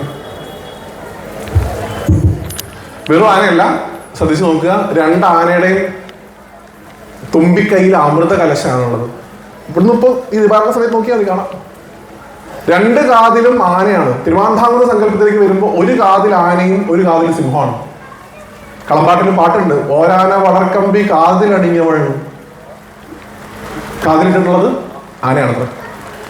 അങ്ങനെയുള്ള ആ ഭഗവതി ഈ ഇടത് കാല് മടക്കി വലത്തെ കാല് തൂക്കിയിട്ടിട്ടിരിക്കുന്നു. തിരുവാന്താകുന്നാകുമ്പോൾ ചെറിയ വ്യത്യാസമുണ്ട്. 8 കൈകളുണ്ട്. ഇവിടെ അമ്മയ്ക്ക് 4 കൈകളാണുള്ളത്. അരജന്റെ കുറിശി, അതുകൊണ്ട് അതിന് അരകുറിശി എന്ന് പറയണത് തന്നെ കേട്ടോ. വെച്ചാൽ രാജാവിന്റെ നാട് എന്ന് അതിന്റെ അർത്ഥം. ഉദയർക്കുന്ന് എന്നുള്ള പേര് വന്നതിന് ഉദയന എന്ന് പറയുന്ന ഒരാളുമായിട്ട് ബന്ധപ്പെട്ട ഒരു കഥയും പറഞ്ഞിട്ടുണ്ട്. അത് അത്ര അങ്ങോട്ട് ചരിത്രമായിട്ട് അടുത്ത് നിൽക്കാത്തതുകൊണ്ട് നമ്മൾ അതിലേക്ക് പോകുന്നില്ല. എന്തായാലും ഈ കുന്നത്ത് മാടമ്പിൽ സ്വരൂപത്തിലുള്ള രാജാവ് പ്രതിഷ്ഠിച്ചത് കൊണ്ട് അരകുറിശി ഭഗവതിയായി എന്നുമാണ് കഥയിൽ പറയുന്നത്. അതുകൊണ്ട് നോക്കൂ, ഞാൻ ഒരു കാര്യം ഇപ്പോഴും പറയാം, വീണ്ടും നിങ്ങൾ ആ ധാരണ ഒന്ന് മാറാൻ വേണ്ടിയിട്ടാണ്. ഒരു രാജാവ് പ്രതിഷ്ഠിക്കുക എപ്പോഴും ആ രാജാവിന്റെ രാജ്യത്തെ രക്ഷിക്കാൻ വേണ്ടിയിട്ടുള്ള ഭഗവതിമാരെയാണ്. ഒരു രാജാവിന്റെ ആത്യന്തികമായിട്ടുള്ള ലക്ഷ്യം എന്ന് പറയുന്നത് പ്രജകളുടെ ക്ഷേമമാണ്. ആ പ്രജകൾക്ക് എപ്പോഴും സൗഖ്യം ഉണ്ടാവണം, അവർക്ക് എപ്പോഴും ആക്രമണങ്ങളിൽ നിന്ന് മുക്തി ഉണ്ടാവണം. പണ്ടത്തെ കാലം എന്ന് പറഞ്ഞു കഴിഞ്ഞാൽ പെരിന്തൽമണ്ണ മണ്ണാർക്കാടിനെ ആക്രമിക്കും, മണ്ണാർക്കാട് പാലക്കാടിനെ ആക്രമിക്കും. ഇതൊക്കെ ഓരോ രാജ്യമായിരുന്നു. അതുകൊണ്ട് തന്നെ തന്റെ രാജ്യത്തിന്റെ സുരക്ഷിതത്വം എപ്പോഴും ഉണ്ടാവണം എന്ന ഉദ്ദേശത്തോടു കൂടിയാണ് മണ്ണാർക്കാട്ടെ മൂപ്പിൽ നായർ അദ്ദേഹത്തിന്റെ താഴ്വഴിയിൽപ്പെട്ട മഹാത്മാവ് ഭഗവതിയെ പ്രതിഷ്ഠിക്കുന്നത്. നോക്കൂ, ഒരിക്കലും ഒരു രാജാവ് ഒരു ഭഗവതിയെ പ്രതിഷ്ഠിക്കുമ്പോൾ, പ്രത്യേകിച്ച് ആക്രമണങ്ങളിൽ നിന്ന് രക്ഷിക്കാൻ വേണ്ടി പ്രതിഷ്ഠിക്കുമ്പോൾ, ഒരിക്കലും ശാന്തഭാവത്തിൽ പ്രതിഷ്ഠിക്കാറില്ല. കാരണം ആ അമ്മ ഇറങ്ങി പണിയെടുക്കണം. എന്തിന്? ഇയാൾ ജയിക്കാൻ. ഞാൻ പറഞ്ഞു, ഈ ക്ഷേത്രത്തിന് തിരുവനന്തപുരം ക്ഷേത്രമായിട്ട് ബന്ധമുള്ളത്ര വേറൊരു അമ്പലത്തിനും ഇല്ലാണ്. കാരണം ഡയറക്ട് കണക്ഷനാണ്. പിന്നെ കണക്ഷനുള്ള അമ്പലം കോഴിക്കോട് ജില്ലയിലുള്ള തിരുവളയനാട് കാവാണ്. ഈ അമ്മ കൂടെ ഉണ്ടെങ്കിലേ നമുക്കൊക്കെ ആത്യന്തികമായിട്ട് വിജയം ഉണ്ടാവുള്ളൂ എന്നുള്ള ഭാവം നമുക്ക് ഉണ്ടാവണം കേട്ടോ. ഈ ഭഗവതി ഇല്ലാണ്ട് ജീവിതത്തിൽ ഒരു വിജയവും നമ്മളെ സ്വാധീനിക്കാൻ പോണില്ല. അമ്മയാണ് നമ്മുടെ ഉയർച്ച. നമുക്ക് എപ്പോഴും അമ്മയെ കുറിച്ചുള്ള ചിന്ത മറന്നു പോകുമ്പോൾ അമ്മ തിരിച്ച് ഒന്ന് താഴത്തേക്ക് പിടിച്ചു വരികയും ചെയ്യും. വൈകുന്നേരം കൽപ്പന ഉണ്ട്, കേട്ടാൽ മനസ്സിലാവും. 1 നാഴി കൊണ്ട് 100 നാഴിയാക്കാനും 100 നാഴി കൊണ്ട് 1 നാഴിയാക്കാനും കഴിവുള്ളവളാണ് കാളി എന്ന് പറയാം. നിന്റെ കയ്യിലുള്ള 1 നാഴി നെല്ല് ഞാൻ കരുതിയാൽ 100 എണ്ണാവും. 100 എണ്ണം കയ്യിലുണ്ടെന്ന് കരുതി നീ അഹങ്കരിക്കേണ്ട. ഞാൻ വിചാരിച്ചത് 1 ആക്കി മാറ്റാനും എന്നെ കൊണ്ട് സാധിക്കും എന്ന് പറയണം അമ്മ അകത്തിരിക്കുന്നത്. അതുകൊണ്ട് തന്നെ ആ ഭഗവതിയുടെ ഭാവത്തിൽ കണ്ടാരാധിക്കുക. കടുമധുര പായസം, കഠിന പായസം വലിയ ഇഷ്ടമാണ്. ഇതപ്പൊ പൂരക്കാലത്ത് മാത്രമുള്ള ചതുശതം പായസം അത്യധികം ഇഷ്ടമാണ്. ചതുശതം പായസം മഹാനേദ്യമായിട്ടുള്ള 2 ക്ഷേത്രങ്ങൾ എന്റെ അറിവിലുള്ളൂ. 2 അമ്പലങ്ങൾ. ചതുശതം പായസം എന്നും നേദ്യം പതിവില്ല, എവിടെയില്ല. മഹാനേദ്യമാണ്, വിശേഷമായിട്ട് മാത്രമേ നേദിക്കുള്ളൂ ചതുശതം. 1 അരകുറിശി ഉദയർക്കുന്ന ഭഗവതി ക്ഷേത്രം. 2 അറിയൂ ഏതാ? മഹാനേദ്യമായിട്ട് വിധിയുള്ളത് സാക്ഷാൽ ഗുരുവായൂർ ക്ഷേത്രം, ഗുരുവായൂരത്തിന്. ഈ 2 മഹാനേദ്യമായിട്ട് ചതുശതം പായസം ഉള്ളത്. ഗുരുവായൂർ ഉത്സവത്തിന് വരും, 10 ദിവസവും ചതുശതം ഉണ്ടാവും അവിടെ. ഇവിടെ 7 ദിവസം ഉണ്ടാവും. അതാണ് ഞാൻ പറഞ്ഞത്, ആത്യന്തികമായിട്ട് ശിവപുത്രിയായിട്ടുള്ള ഭഗവതിയാണ് ഇവിടെ ആരാധിക്കുന്നത്. നിങ്ങൾ വേറെ പല സ്ഥലത്തും പോയി കാണുന്ന ഭഗവതി എന്ന് പറയുന്നത് ശിവന്റെ മകളല്ല, ശിവന്റെ ഭാര്യയാണ്. ഫോർ എക്സാമ്പിൾ, ചോറ്റാനിക്കര പോയി നിങ്ങൾ തൊഴുന്നത് ശിവന്റെ മകളായിട്ടുള്ള കാളിയല്ല, അവിടെ ശിവന്റെ ഭാര്യയാണ്. ആ ഭഗവതിയെ ഭദ്രകാളി എന്നല്ല വിളിക്കുക, ആ ഭഗവതിയെ വിളിക്കുക മഹാകാളി എന്നാണ്. അരകുറിശി ഉദയർക്കുന്ന ഭഗവതി മഹാകാളിയല്ല, അരകുറിശി ഉദയർക്കുന്ന ഭഗവതി ആത്യന്തികമായിട്ട് ഭദ്രകാളിയാണ്. അതുകൊണ്ട് പ്രിയപ്പെട്ടവരെ, നിങ്ങൾ ഈ സർവമംഗള മംഗല്യേ ശിവേ സർവാർത്ഥ സാധികേ ശരണ്യേത്രംബകേ ഗൗരി നാരായണി നമോസ്തുതേ എന്ന് ചൊല്ലുന്നതിന്റെ കൂടെ ആ അമ്മയുടെ മുഖത്ത് നോക്കിയിട്ട് കാളി കാളി മഹാകാളി ഭദ്രകാളി നമോസ്തുതേ കുലം ച കുലധർമ്മം ച മാം ച പാലയ പാലയ എന്ന് കൂടെ പാടി കേൾപ്പിക്കുക. അപ്പൊ അതിന് കൂടി സന്തോഷമാവും. ലളിതാ സഹസ്രനാമം പാരായണം ചെയ്യണതിന്റെ കൂടെ തന്നെ പറ്റുമെങ്കിൽ ഭദ്രകാളി സപ്തശതി അല്ലെങ്കിൽ ഭദ്രകാളി അഷ്ടകോ ഇവിടെ വന്ന് ജപിക്കുക. എനിക്ക് ഇത് കേട്ടുകൊണ്ടിരിക്കുന്ന അരകുറിശി ഭാഗത്തുള്ള ഇത് സ്ത്രീജനങ്ങളോട് പറയണത് തെറ്റാണെന്ന് എനിക്കറിയാം. ഇതൊക്കെ ബാക്കിയുള്ളവർക്കും പറഞ്ഞിട്ടുള്ളതല്ലേ നിങ്ങൾക്ക് വേണമെങ്കിൽ ചോദിക്കാം. എങ്കിൽ പോലും പണ്ട് പല ആൾക്കാരും ഇവിടെ ഒരു മുപ്പട്ട് വെള്ളിക്കൊക്കെ വന്ന് ഒരു പായ ഇട്ടിരുന്ന് ഒരു ചെറിയൊരു ഫ്ലാഷ് ലൈറ്റ് കത്തിച്ച് വെച്ച് ഇവിടെ ലളിതാ സഹസ്രനാമം വായിക്കുന്ന ഒരു പാരമ്പര്യം ഈ അമ്പലത്തിൽ ഉണ്ടായിരുന്നു. സാവിത്രിയും ഉൾപ്പെടെയുള്ള ആൾക്കാർ ഇവിടെ വന്നിട്ടുണ്ടോ അമ്മ? ഇല്ല. ഇന്ന് ഇവിടെ ആരാണ് ലളിതാ സഹസ്രനാമം വായിക്കണത്? ആരെങ്കിലും വായിക്കണ്ടോ? ആത്യന്തികമായിട്ട് നമ്മുടെ അമ്മയാണ് 100 വട്ടം പറയണതല്ലാണ്ട് ആ അമ്മയെ സ്നേഹിക്കാനുള്ള എന്തെങ്കിലും ഒരു ഉപാധി എന്ന് വന്ന് തോന്നാൻ മതി. ശരിയാണ്, അതിനൊന്നും വലിയ തെറ്റൊന്നുമില്ല. പക്ഷെ എങ്കിൽ പോലും അതൊക്കെ ഒന്ന് ചെയ്യുന്ന തരത്തിലേക്ക് നമുക്ക് ഈ ക്ഷേത്രത്തിനെ ഒന്ന് മാറ്റാൻ സാധിക്കുമെങ്കിൽ നല്ലതാണ്. അഭിപ്രായം പറഞ്ഞതേ ഉള്ളൂ. പ്രായമായ ആൾക്കാർക്ക് മാത്രമല്ല, തല നനച്ചവർക്ക് മാത്രമല്ല ലളിതാ സഹസ്രനാമം, കുട്ടികൾക്കും വരാം, ജപിക്കാം.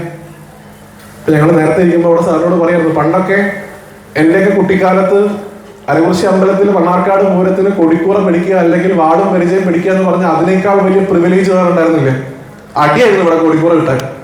ഇന്ന് നിങ്ങൾക്ക് സങ്കടം തോന്നും, ഒരു വാളും പരിചയം പിടിച്ച ആള് അതിന്റെ ഉള്ളിൽ ഒരു കൊടിക്കൂറ വെച്ചിട്ട് രണ്ടും കൂടെ ചേർത്ത് പിടിച്ചിട്ട് ഈ അമ്മയെ ആറാട്ടിന് കൊണ്ടുപോകേണ്ട അവസ്ഥ നമുക്ക് വന്നിട്ടുണ്ട്. വിഷമമുള്ള കാര്യമാണ്. അതുകൊണ്ട് നിങ്ങൾക്ക് ആത്യന്തികമായിട്ട് ഭഗവതിയോടുള്ള സ്നേഹമാണ് കൂടുതലുണ്ടെങ്കിൽ വീട്ടിലത്തെ കുട്ടികളോട് പറയാം, അറ്റ്ലീസ്റ്റ് വലിയാറാട്ട് ദിവസമെങ്കിലും പോയിട്ട് ആ പരിചയം ആ കൊടിക്കൂറയൊക്കെ ഒന്ന് എടുത്ത് ഭഗവതിയുടെ ആറാട്ടിന് അകമ്പടി പോകണം കുട്ടിയെന്ന് പറഞ്ഞു നോക്കൂ. എല്ലാ തരത്തിലുള്ള ശ്രേയസ്സും നൽകി അമ്മ അനുഗ്രഹിക്കും.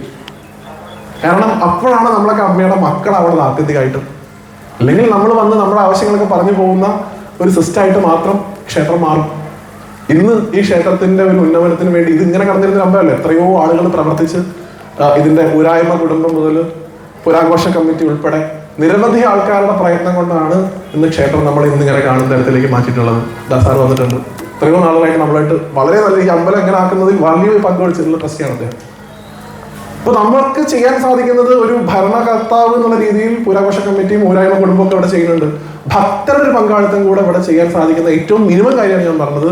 അറ്റ്ലീസ്റ്റ് 30 വെള്ളിയാഴ്ചയെങ്കിലും വന്ന് നമ്മൾ കുറച്ച് പേരെങ്കിലും ലളിതാ സഹസ്രനാമം പാരായണം ചെയ്യാൻ സാധിക്കുമെങ്കിൽ നല്ലതാണ്. ഞാൻ അഭിപ്രായം പറഞ്ഞതേ ഉള്ളൂ, ബാക്കി നിങ്ങളുടെ കൺസേൺ ആണ്. അപ്പൊ അതുകൊണ്ട് ആ ഭഗവതിയെ സന്തോഷിപ്പിക്കാനായിട്ട് നമ്മളാലാവുന്ന സമർപ്പണങ്ങൾ നമുക്ക് ചെയ്യാൻ സാധിക്കണം. നിങ്ങൾ ലളിതാ സഹസ്രനാമം ഉദ്ധരിച്ചിട്ട് ശ്രീമാതാ ശ്രീ മഹാരാജ്ഞി ശ്രീമത് സിംഹാസനേശ്വരി, സിംഹാസനത്തിന് മുകളിലിരിക്കുന്ന ഭഗവതി, മഹാരാജ്ഞിയായിട്ടുള്ള ഭഗവതി, ആ ഭഗവതിക്ക് ഇപ്പൊ എൻ്റെ ഒരു നെയ്വിളക്ക് വേണമെന്ന് ചിന്തിക്കരുത്. നമ്മുടെ അമ്മയാണ്. നമ്മുടെ അമ്മയ്ക്ക് നമ്മുടെ കൈ കൊണ്ട് എന്ത് കിട്ടിയാലും സന്തോഷമാണ്. നിങ്ങളൊരു ചെമ്പരത്തിമാല കൊടുത്തു കഴിഞ്ഞാൽ സന്തോഷമാണ്. നിങ്ങളൊരു പട്ട് ചാർത്തി കഴിഞ്ഞാൽ സന്തോഷമാണ്. എന്ത് കൊടുത്താലും മക്കൾ സ്നേഹത്തോടെ കൊടുക്കുമ്പോൾ സന്തോഷമാണ്. പക്ഷെ ഒരു പട്ട് ചാർത്തിയിട്ട് ഭഗവതിയോട് അമ്മ നാളത്തേക്ക് കാറ് വാങ്ങാനുള്ള ലോണ് പാസ്സാവണമെന്ന് പറയാതിരിക്കുക. അത് കണക്ക് വെക്കുന്നതാണ്.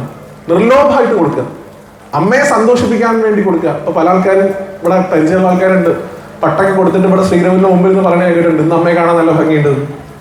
അതൊരു അമ്മയായിട്ടുള്ള കണക്ഷനാണ് അവിടെ വരുന്നത്. അതുകൊണ്ടാണ് ആ അമ്മ ഇന്ന് വൈകുന്നേരം വീണ്ടും ഇടപെറ്റ അദ്ദേഹം വന്നിട്ടുണ്ട് ഇവിടെ. കേൾക്കാൻ നിങ്ങൾക്ക് അന്യായപ്പെട്ട് മാറത്ത് കൈവച്ചാൽ ആ സ്ഥലത്ത് ഞാൻ മുന്നിലും പിന്നിലും ഇടത്തും വലത്തും ഉണ്ടാവും എന്ന് അനുഗ്രഹിക്കുക. നിങ്ങൾ ഏത് നാട്ടിൽ ചെന്നാലും എന്തെങ്കിലും ഒരു ബുദ്ധിമുട്ട് നിങ്ങൾക്ക് ഉണ്ടായിട്ടുണ്ടെങ്കിൽ നിങ്ങൾ വിഷമത്തോടെ ഈ നെഞ്ചിന്റെ മുകളിൽ ഇങ്ങനെ കൈ വെച്ചിട്ട് അമ്മേ എന്ന് വിളിച്ചാൽ ഞാൻ ആ സ്ഥലത്ത് വന്ന് നിങ്ങൾക്ക് വേണ്ട നിവൃത്തി ചെയ്തിരുന്നു പറയുന്ന ഭഗവതിയാണ് അകത്തിരിക്കുന്നത്. അപ്പൊ ആ അമ്മയോടുള്ള കടപ്പാടൊക്കെ നമുക്ക് എത്ര പറഞ്ഞാലാണ് തീരുക.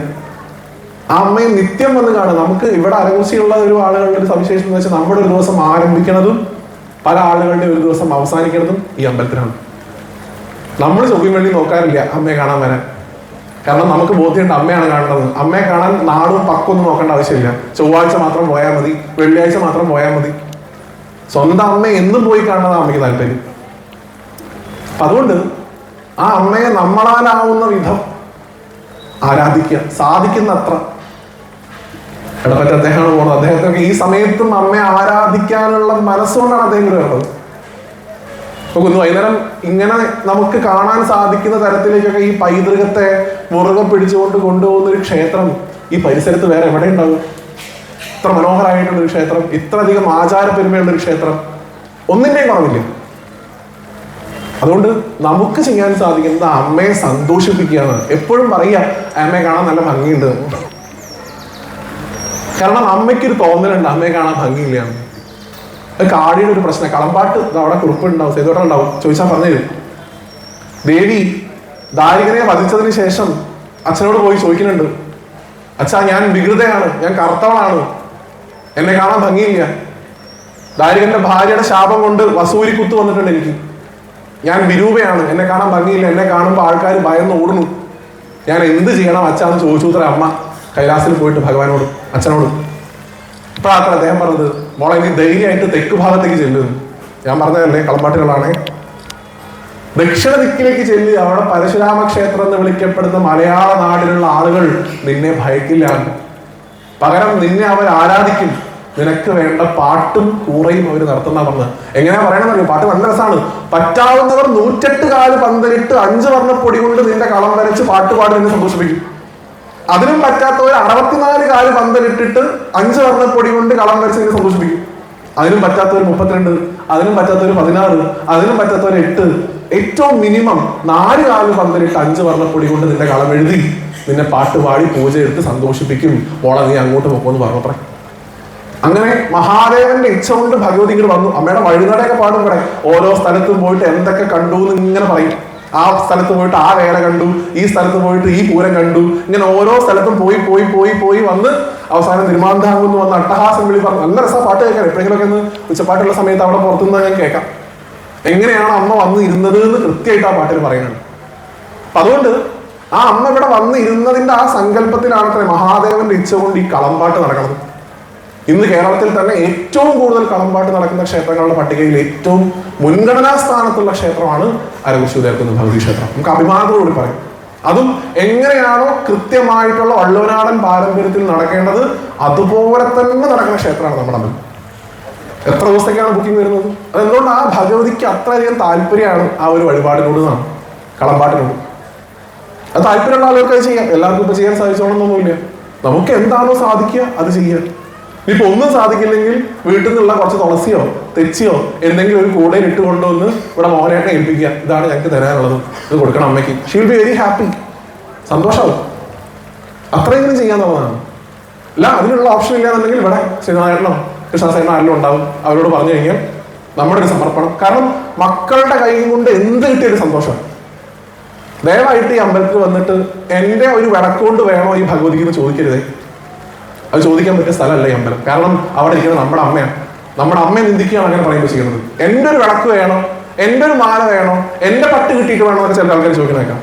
വേണം, നമ്മുടെ കയ്യിൽ നിന്നൊക്കെ കിട്ടിയിട്ട് തന്നെ അമ്മയ്ക്ക് വേണം. കാരണം നമ്മുടെ അമ്മയാണ് ആകത്തിരിക്കുന്നത്. അതുകൊണ്ട് ആ ഭഗവതിയെ നമ്മളാലാവുന്ന വിധം, നമ്മളൊക്കെ ഓരോ പലതരത്തിലുള്ള ചുറ്റുപാടുകളിൽ നിന്ന് വരുന്ന ആൾക്കാരാണ്, പലതരത്തിലുള്ള സാമ്പത്തിക അവസ്ഥയിൽ നിന്ന് വരുന്ന ആൾക്കാരാണ്, പലതരത്തിലുള്ള മനോവ്യവസ്ഥകളുള്ള ആൾക്കാരാണ്. നമ്മുടെയൊക്കെ മനസ്സ് പലതാണ്. പക്ഷെ അമ്മയുടെ കാര്യത്തിലേക്ക് വരുമ്പോൾ എല്ലാവരും ഒറ്റ മനസ്സോടുകൂടി, പറ്റ അദ്ദേഹം പോയി തോന്നില്ലെങ്കിൽ ചോദിച്ചാൽ പറഞ്ഞു കൽപ്പനയിലുണ്ട് കേൾക്കുക, പല മനസ്സും ഒരു മനസ്സായി എന്ന് പറയുന്നത് സ്പെഷ്യലായിട്ട് കേൾക്കാൻ പറ്റും. അമ്മ എങ്ങനെ നോക്കണം? പല മനസ്സുള്ള ആൾക്കാരാണെന്നുണ്ടെങ്കിലും ഒറ്റ മനസ്സോടുകൂടി അമ്മയെ നോക്കണം എന്നാണ്. എന്നിട്ട് പറയുന്നേക്കാം ഒത്തൊരുമിച്ച് കൊണ്ടുപോയി കൊള്ളുക, ഒപ്പം കൊണ്ടുപോയിക്കൊള്ളണം എന്നാണ്. അങ്ങനെ കൊണ്ടോണം. അതിന് പറ്റിയ 7 ദിവസമാണ് നമ്മുടെ മുമ്പിൽ ഇതാ വന്നിട്ടുള്ളത്. ഇത് കഴിഞ്ഞ് 21 വലത്തിടുന്ന സമയത്ത് ഞാൻ പലപ്പോഴും പറയാറുണ്ട്, ഭഗവതി കയറി പോകുന്ന സമയത്ത് ഭഗവതിയുടെ മെന്റാലിറ്റി 1 വർഷം കഴിഞ്ഞിട്ടല്ലേ എനിക്ക് എൻ്റെ കുട്ടികളെ കാണാൻ പറ്റുള്ളൂ എന്ന് പറഞ്ഞു. ഞാൻ എൻ്റെ ഒരു വ്യക്തിപരമായിട്ടുള്ള അഭിപ്രായം പറയുകയാണ്, ഞാൻ മണ്ണാർക്കാട് പൂരം കഴിഞ്ഞ് കൊടിയിറക്കം കഴിഞ്ഞ് കഴിഞ്ഞാൽ 2-3 ദിവസം നിങ്ങൾ അമ്പലത്തിലേക്ക് വരാറേ ഇല്ല. അത് ഭഗവതിയോടെ പ്രദേശം എനിക്ക് പലപ്പോഴും ഭഗവതിയുടെ മുഖത്തേക്ക് ഭയങ്കര വിഷമം തോന്നാറുണ്ട്. കാരണം ഇത്രയും നാൾ ആഘോഷമായിരുന്നു, മൊത്തം മക്കളും വന്ന് അമ്മ ഇങ്ങനെ ഹാപ്പി ആയിട്ടിരുന്ന് എല്ലാ തരത്തിലുള്ള പ്രൗഢിയോടും കൂടി ഇരുന്ന് പെട്ടെന്ന് ആ ഒരു ദിവസം കൂടി ഇങ്ങോട്ട് ഇറങ്ങിയ സമയത്ത് അമ്മയും നമ്മുടെ ചുറ്റുപാടുള്ള കുറച്ച് ആൾക്കാർ മാത്രമായിട്ട് അമ്മ ചുരുങ്ങിപ്പോയി. ആ ഒരു വിഷമം ആ ഭഗവതിയുടെ മുഖത്തുണ്ടാവും. അതുകൊണ്ട് കുറച്ച് ദിവസം വരാറില്ല. അത് കഴിഞ്ഞൊന്ന് അമ്മയൊന്ന് നോർമൽ ആകുമ്പോഴാണ് വന്ന് കാണാറുള്ളത്. അതുപോലെ തന്നെ നോക്കൂ, എത്ര വലിയ വിപ്ലവമാണ്. ഇപ്പൊ കുന്നത്താട്ട് മാടമ്പിൽ കുടുംബത്തിലുള്ള ആൾക്കാരാണെങ്കിലും അരകുശി ഉദയകുന്ന് ഭഗവതി ക്ഷേത്രമാണെങ്കിലും അതുമായിട്ട് ബന്ധപ്പെട്ടുള്ളത്. ഒരു കാലത്ത് നമ്മളൊക്കെ തന്നെ മാറ്റി നിർത്തപ്പെടേണ്ടവർ എന്ന് വ്യാഖ്യാനിച്ച ഒരു സമൂഹത്തെ ഇവിടെ കൊണ്ടുവന്ന് ആദരിക്കുന്നു, അവർക്ക് വിശേഷമായിട്ട് സ്ഥാനങ്ങൾ കൽപ്പിക്കുന്നത്. ഇവിടെ 2 കൽവിളക്കുണ്ട് 2 ഭാഗത്തായിട്ട്. അത് കത്തിക്കാനുള്ള അവകാശം ഇന്നും അട്ടപ്പാടിയിൽ നിന്ന് വരുന്ന ഒരു വിഭാഗത്തിലുള്ള ആൾക്കാർ അവിടെ കത്തിച്ചിട്ട് അതിന് ചുറ്റും നൃത്തം ചെയ്യുന്നത് കാണാം കൂട്ടുവിളക്ക് ദിവസം. ചെട്ടിവേല ദിവസം ഈ സമൂഹത്തിലേക്ക് വന്നു ചേർന്നിട്ടുള്ള വ്യാപാരികളായിട്ടുള്ള ആളുകൾ, അത് ഏത് ഭാഷ സംസാരിക്കുന്ന ആൾക്കാരായിക്കോട്ടെ, അവരെ അങ്ങോട്ട് ആനയിച്ച് വന്നിട്ട് അവരുടെ കൂടെ ഭഗവതി ആറാട്ടിൽ പോയി തിരിച്ചു വന്ന് അവരെ അകത്തേക്ക് തൊഴിച്ച് പ്രസാദം കൊടുപ്പിച്ച് എത്ര കൺസിഡറേഷൻ ആണ് കൊടുക്കുന്നത്. മാറ്റി നിർത്തപ്പെടുന്ന അമ്പലങ്ങളുടെ ഇടയിൽ എല്ലാവരെയും ചേർത്ത് പിടിക്കുന്ന ഭഗവതിയാണ് ആരെക്കുറിച്ച് ചേർക്കുന്ന ഭഗവതി. എല്ലാവരെയും ഇങ്ങനെ ചേർത്ത് പിടിക്കും. വലിയ ഇഷ്ടമാണ്. അതുകൊണ്ട് ഞാൻ പറഞ്ഞത്. അതുപോലെ ഈ ആദിവാസി വിഭാഗത്തിൽപ്പെട്ട ആളുകൾ അമ്മയെ കാണാൻ വരുന്നത്, ഞാൻ അട്ടപ്പാടിയിലുള്ള അവിടെ മൂപ്പനുമായിട്ട് സംസാരിക്കാൻ ശ്രമിച്ചിരുന്നു ഈ വിഷയം സംസാരിക്കുന്നതിന് മുമ്പായിട്ട്. അപ്പൊ ഞാൻ അവരോട് ചോദിച്ചു, ഇപ്പൊ 50-ാം വാർഷികമാണ് പൊന്നി എന്ന് പറഞ്ഞ സിനിമയിൽ ആ പാട്ട് ഇറങ്ങിയിട്ട് 2026 50 വർഷം തികയാണ്. മാർഗഴിയിൽ മല്ലിക പൂത്താൽ മണ്ണാർക്കാട് പൂരം. എങ്ങനെയാണ് ഈ കണക്ഷൻ വന്നത്? ആദിവാസി വിഭാഗത്തിൽപ്പെട്ട ആൾക്കാരും മണ്ണാർക്കാട് പൂരവും തമ്മിലുള്ള കണക്ഷൻ ഉറപ്പായിട്ടും അട്ടപ്പാടി എന്ന് വിളിക്കപ്പെടുന്ന സ്ഥലം മണ്ണാർക്കാട് മൂപ്പിൽനാരുടെ കീഴിൽ വരുന്ന പ്രദേശമായിരുന്നു. അതുകൊണ്ട് തന്നെ അദ്ദേഹത്തിന്റെ ഒരു ക്ഷണം അല്ലെങ്കിൽ അദ്ദേഹത്തിന്റെ ഒരു മനസ്സാണ് അതിന് കാരണം. രണ്ടാമതൊരു കാര്യം കൂടെ പറഞ്ഞു. രണ്ടാമത് പറഞ്ഞ കാര്യം എന്ന് പറയുന്നത്, ഞങ്ങളുടെ കൂടപ്പറപ്പിനെ കാണാൻ പോകുമെന്നാണ് അത്ര അവരുടെ വിശ്വാസം, അവരുടെ ചേച്ചിയെ. അപ്പൊ എനിക്ക് ആദ്യം ഇത് ക്ലിക്കായില്ലേ, എന്താ ഈ കൂടപ്പറപ്പ് എന്നുള്ളത് ഉദ്ദേശിക്കുന്നത് എന്നുള്ളത്. അപ്പൊ അദ്ദേഹം കൃത്യമായിട്ട് പറഞ്ഞു തന്നു, ഞങ്ങൾ മല്ലീശ്വരന്റെ മക്കളാണ്. മല്ലീശ്വരൻ എന്ന് പറഞ്ഞു കഴിഞ്ഞാൽ ശിവനാണ്, മഹാദേവനാണ്. ഞങ്ങൾ മല്ലീശ്വരന്റെ മക്കളാണ്. നിങ്ങളുടെ നാട്ടിലുള്ള ഭഗവതിയും മല്ലീശ്വരന്റെ മകളാണ്, അതായത് ശിവന്റെ മകളാണ്, ഭദ്രകാളിയാണ്. ഞങ്ങളുടെ കൂടപ്പറമ്പിനെ കാണാനാണ് കൊല്ലത്തിൽ ഒരിക്കൽ കാഴ്ച ദ്രവ്യങ്ങളുമായിട്ട് പോണത്. ഒപ്പം ഞങ്ങളുടെ യജമാനെ കാണാൻ. രണ്ടുപേരും കാണും, കൂടപ്പറമ്പിനെയും കാണണം, യജമാനെയും കാണണം. ഇതിനാണ് ഞങ്ങൾ പോണത്. നോക്കൂ എങ്ങനെയാണ് അവർ കണക്ട് ചെയ്യുന്നത്. എത്ര ബ്യൂട്ടിഫുൾ ആണ്. ഒരു മൂത്ത സഹോദരിയെ കാണാൻ ഒരു വനവാസ വിഭാഗത്തിൽപ്പെട്ട ആളുകൾ ഏറ്റവും അധികം പ്രൗഢിയോടുകൂടി ജീവിക്കുന്ന രാജവാഴ്ചയുള്ള ഒരു പ്രദേശത്തെ രാജാവിന്റെ അഭ്യർത്ഥന പ്രകാരം അദ്ദേഹത്തിന്റെ ഒരു മനസ്സുകൊണ്ട് അവരിവിടെ വന്ന്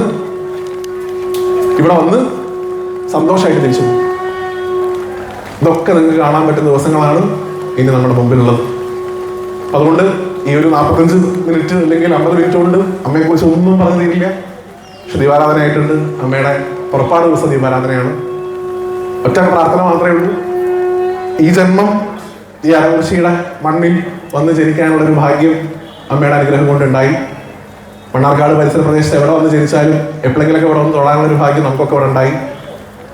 എപ്പോഴും അമ്മ അടുത്തൊരു ജന്മം ഉണ്ടെങ്കിലും അമ്മയുടെ ഈ നാട്ടിൽ, അമ്മയുടെ തട്ടകത്തിൽ വന്ന് ജനിക്കാനുള്ള ഭാഗ്യം തരണേ എന്ന് മാത്രം ആ അമ്മയോട് പ്രാർത്ഥിച്ചുകൊണ്ട്, അമ്മയെ സാഷ്ടാംഗം നമസ്കരിച്ചുകൊണ്ട്, ഈ ഒരു പ്രഭാഷണത്തിൽ ഇത്ര നേരം ഇവിടെ കേട്ടുകൊണ്ട് എന്ന് നിങ്ങളെയൊക്കെ നമസ്കരിച്ചുകൊണ്ട്, കുറച്ച് നേരത്തേക്ക് മാറി നിന്ന മഴയോടും നന്ദി പറഞ്ഞുകൊണ്ട് ഈ പ്രഭാഷണം അവസാനിപ്പിക്കുന്നു. Thank you so much.